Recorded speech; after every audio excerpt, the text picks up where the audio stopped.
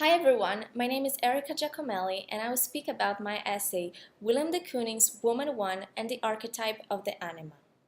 In the spirit of exploring alternative modes of representation of women, this paper aims to deconstruct the current studied and promoted theory that Willem de Kooning reproduced and perpetuated a misogynistic and derogatory view of women in his Woman series, especially in his first work of the series, Woman 1. I believe that de Kooning painting this controversial painting in the spirit of better understanding himself and his anima, his feminine counterpart of his own psyche.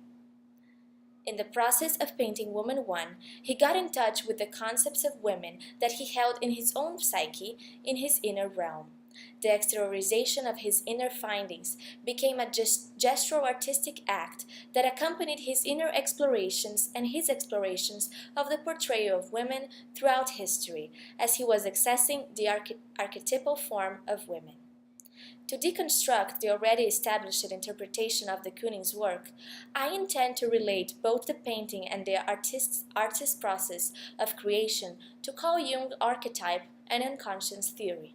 In the process of painting, de Kooning was accessing his own anima archetype and representing his own frustration and mixed feelings about the part of himself that was hidden for so long. By using Willem de Kooning non-stop Cherchez la fin by Rosalind Krauss as the basis of this deconstruction, I aim to further her claims to the inclusion of the analysis of de Kooning's unconscious archetypes as one of the great protagonists in the creation of the series. The fact that myths and symbols are surprisingly similar in all cultures of the world over time fascinated Jung. These similarities occurred even in spite of the enormous climatic, geographical, historical, and cultural differences among the people.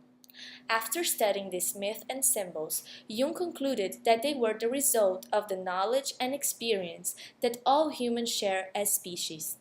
Jung claimed that the memory of these shared experiences and shared knowledge were preserved through generations in the form of archetypes, forms that reside in the collective unconscious that each individual carries within themselves. The archetypes can be seen almost like layers of inherited collective memory that form the whole experience of the humanity, and according to Jung, the archetypes are the memories of the close and of the remote ancestors who act as molds and who shape each one's own mind. Many of these archetypes are related to femininity, and many female archetypes are easily recognizable, such as the goddess, the Madonna, and the Great Mother. But the most important archetype that relates to femininity is the anima. That is the archetype that represents the feminine counterpart present in the male personality. Anima and animus are the two archetypes that are directly related to gender. These archetypes are characterized by being the emotional halves that we abandon, suppress, and forget when we, in our quest for emotional growth, define our own gender.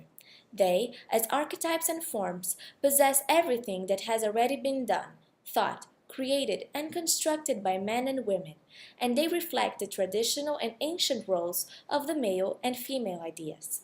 The anima archetype often appears as a nymph, a virgin, a seductive woman. It is not uncommon to be artistically represented in picture and in literature as Helen of Troy, or in contemporary women like Marilyn Monroe, whose speciality would be to seduce, bewitch, and suck men as if it were a current version of the former mythological mermaids.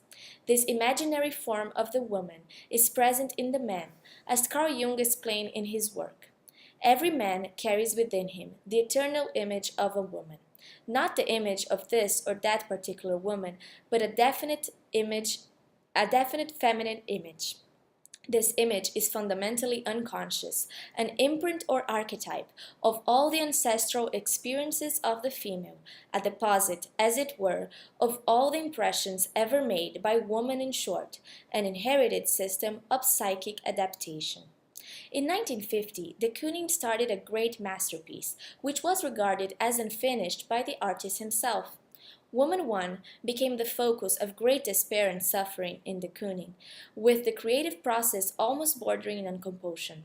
Of his despair, de Kooning said that the painting became compulsive in the sense of not being able to get hold of it. This compulsion regarding the process of painting was also a compulsion of subject matter. Woman 1 was not the sole recipient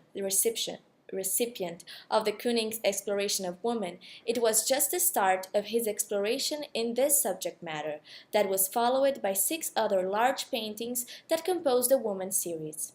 De Kooning was unable to stop returning to this subject. He was unable to put the entire theme of the woman to rest.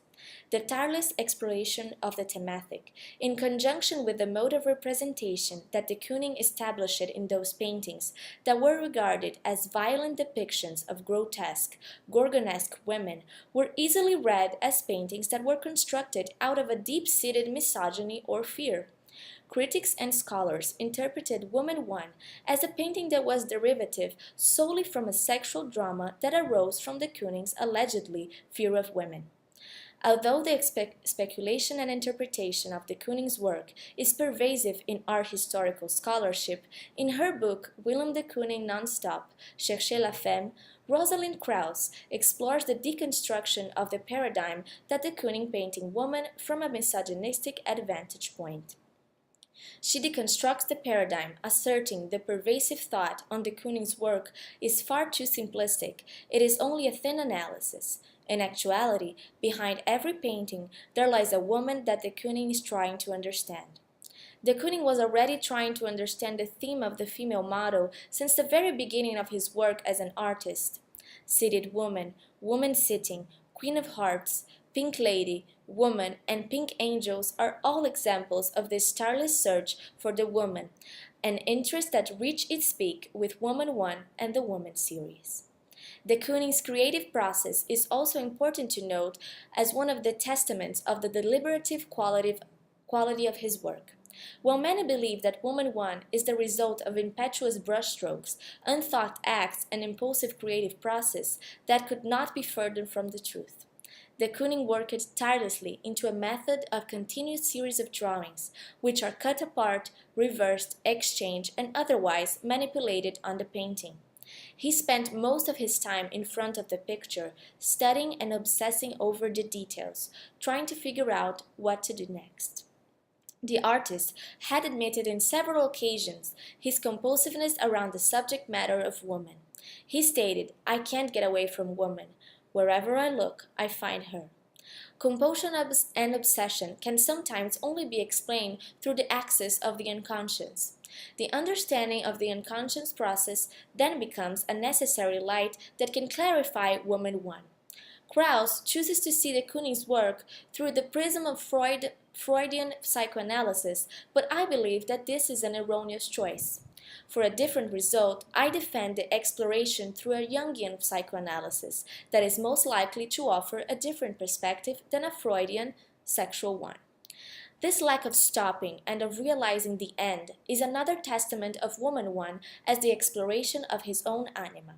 When uncovering hidden truths, when uncovering the counterpart of your soul that was repressed for so many years, as is the case with the anima in man, there is no stopping in the discoveries, there is no end to the realizations and insights, and no end in the deep inner exploration, and thus, in the same manner, by being a product of his own psyche, there was no end to Woman 1. De Kooning has constantly said that the artist entered the pictures as point of view, the linchpin of perspectival depth, and thus the artist's desire to be inside of his picture. In his 1972 interview with de Kooning, Harold Rosenberg spoke of this principle of the artist as vantage point. Suppose you have the idea that you'd like to paint a tableau of a tree with people or cats sitting under it. Isn't it true that while you are painting, you must see yourself come into it? To which de Kooning replied, "That's right." If Rosenberg asks de Kooning if you must see yourself come into it, to which de Kooning responds affirmatively, is any indicative of de Kooning's mirroring of himself while painting Woman 1, then it's possible to infer that de Kooning's psyche, his own inner findings of women, were being accessed and portrayed in the painting. Following this claim, if de Kooning was depicting himself coming into the painting, or in other words, if he was painting himself as a woman, he was most definitely accessing his anima archetype. De Kooning explored his own psyche in the Woman series, and that is clearly verified when he states, you can't always tell a man from a man in my painting. Those women are perhaps the feminine side of me, but with big shoulders. He saw the woman in the painting as himself. Maybe his inner woman, his anima archetype, could be bigger than him as well, hence the broader back. It is interesting to see how he identified the woman in his paintings of the series with himself. This discovery of his feminine counterpart, expressed by de Kooning and recognized as his own, motivated the creation of the series. While painting Woman 1, de Kooning drew so many influences from other periods of art and from propagandas of his time, from Greek goddesses to 1950s pinup girls, that he claimed that I can open almost any book of reproductions and find a painting that I could be influenced by. While this claim seems loose, it is also a testament to how de Kooning was in search for his own realms and for his own psyche. When reaching inward, archetypes landscapes, especially ones related to anima or animus, any inspiration or any painting that represents the opposite sex, in this case a woman, will do.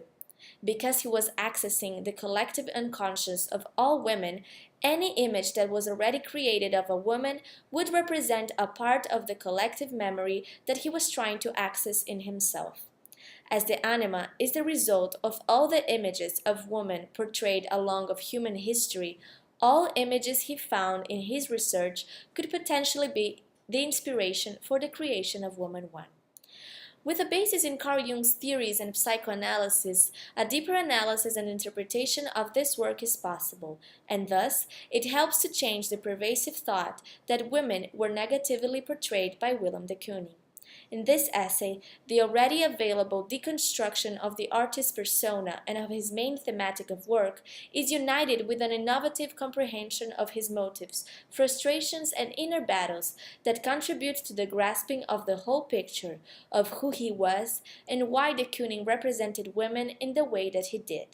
The findings are encouraging, and the archetype world is represented in the essay by the anima form, the most feminine of all, the most intriguing, complete and mysterious one, but surely one that gives us much satisfaction to discover and to understand. Thank you.